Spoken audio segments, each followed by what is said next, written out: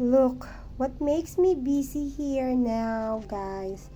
See, these are the tools and materials for my bouquet. Yan, guys, say now. Isn't it beautiful flower? Yes, guys, it's a handmade bouquet for Valentine's promo sale ni Elise. That's why I'm a little bit busy nowadays. Yes, guys, pangkabuhayang showcase. Kahit konti lang, guys.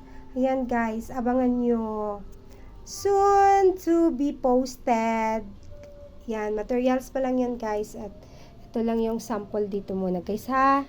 Ito lang muna tayo, guys. Isn't it beautiful? Yan. Kaya, abangan nyo, guys. Yarn.